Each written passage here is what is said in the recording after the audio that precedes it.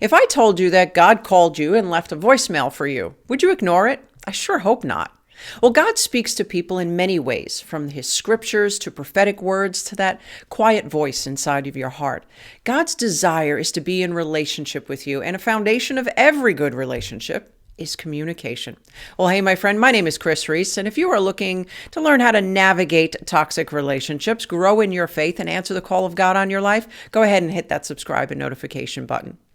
One of the most frequent questions I get with my clients and those in ministry is this: how do I hear from God? And the desperation in their voice actually breaks my heart, because the truth is, God is already speaking to you. You just might be missing it. And if you want a guaranteed, consistent form of communication between you and God, you have to be in his word. A Christian that is not in God's word is a stunted, ineffective Christian that will not hear from God. So if you're stuck, I want to encourage you to dive into his word. But another form of communication that many miss is when God uses dreams to speak to people. And the more you are in God's word, the better you're going to be able to decipher the meaning of your dreams. We all dream, believers and unbelievers alike. The problem is that you may not be remembering your dreams, or they're being snatched away by the enemy, or they could even be concealed by God. Have you ever woken up from a dream and knew you had a dream, but you just couldn't remember it? And there were times where I was having a dream, and actually in the dream, I was telling myself that this dream was important and I need to remember it. And when I woke up, I still couldn't remember a thing. We are asleep 1/3 of our day and our life. And I believe that God uses our times of rest to communicate with us because our guard is down. The defenses and logic of our heart and mind are temporarily arrested.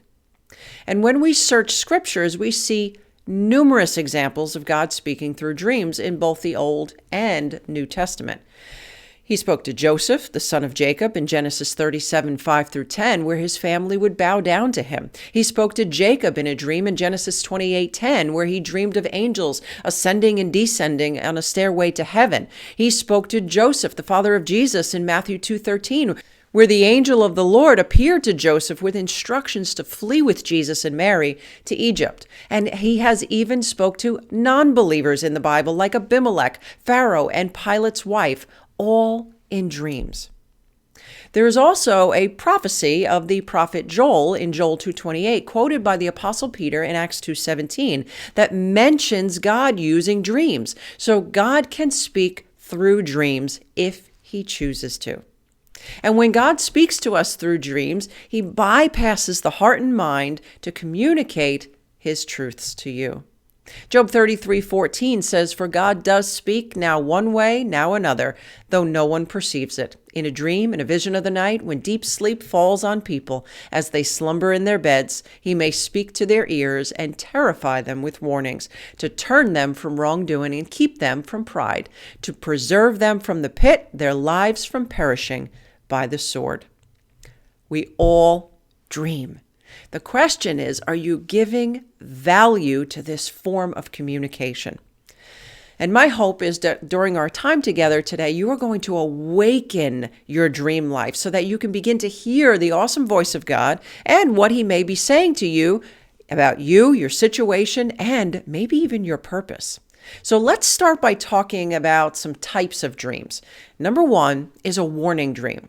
God will often give you a dream to warn you, and this warning could be about others harming you or a sinful behavior that you're in the midst of that he wants you to deal with. Matthew 2:13 would be a great example of a warning dream that he gave Joseph to the earthly father of Jesus. And here's what it says.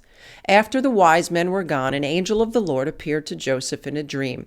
"Get up, flee to Egypt with the child and his mother," the angel said. "Stay there until I tell you to return, because Herod is going to search for the child to kill him."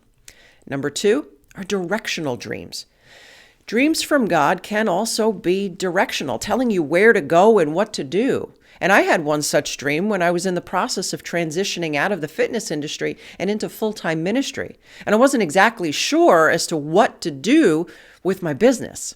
And I believed in my heart that I knew that I needed to just walk away, but The business person in me, reasons to find every excuse not to just walk away from an investment without doing all that I could to hold on to it. But in that dream, God told me to close my business. And number 3, prophetic dreams. These dreams tell of a future for yourself or others. It can be for you, a family member, church, friend, city, nation, pastor, president. Please note, though, that prophetic dreams are rare, and they will depend on your sphere of influence. If you have no influence or impact over someone or something, it is highly unlikely, my friend, that you are having a prophetic dream for them. For example, you having a dream that you are telling the President of the United States what to do does not automatically make it prophetic.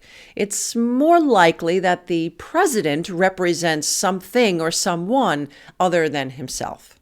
And many people mistake the people in their dreams for actual people, the actual person, and they say, "Oh, I had a dream about you." Well, my friend, this usually isn't the case, as the person can actually be the person, or more often, they are often symbolic of something or someone else. And this is sometimes, but rarely the case. Rather, it is typically symbolic.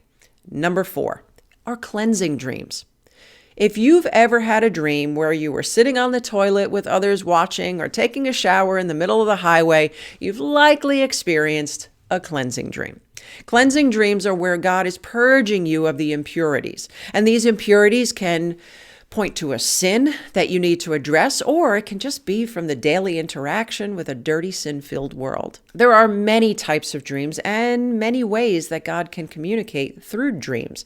But be warned, dreams can actually come from other sources besides God. Number 1 is the demonic realm. Yes, Satan can actually influence your dream life, and these are often called dark dreams.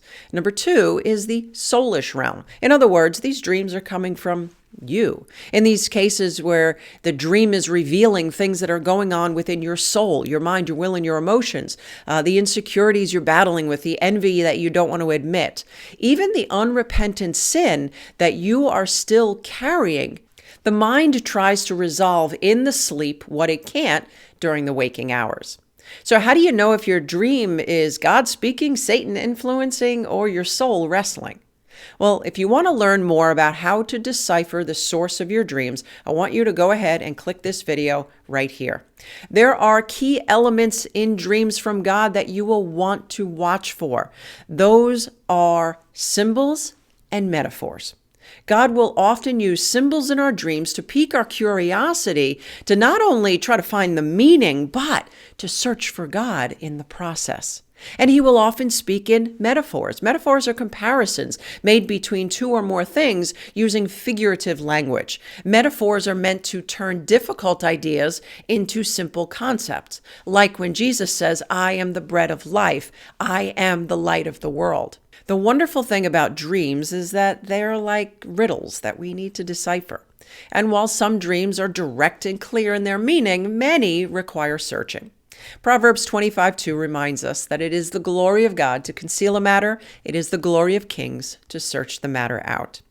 God longs to reveal himself to you and give you direction and correction, but this will often require searching. And the better you know his word and the biblical meaning for many symbols, the easier it's going to be to decode your dreams. Keep in mind, however, that there are going to be some barriers to hearing God's voice in any context, even in dreams. Number 1 is busyness. God will not override your decision to overload your schedule and your mind. Part of being able to interpret your dreams is to remember your dreams. And dreams are fleeting. If you are waking up to a blaring alarm clock and just rushing off at the last minute because you've slept as late as possible, you're likely going to lose the dream. And number 2 is logic. If you're the type who has to logically apply reason to every experience that you have, you may reason your way right out of revelation. God longs to be in relationship with you, and that relationship is a two-way street. He wants to hear from you, and He wants to communicate with you. My friend, my prayer is that your desire would be to hear more from God. And the best way to hear the voice and the heart of God is through His Word. And even when God is speaking through dreams, and His communication will always be in line with His Word. So the better you know His Word, the better you're going to be able to interpret your dreams.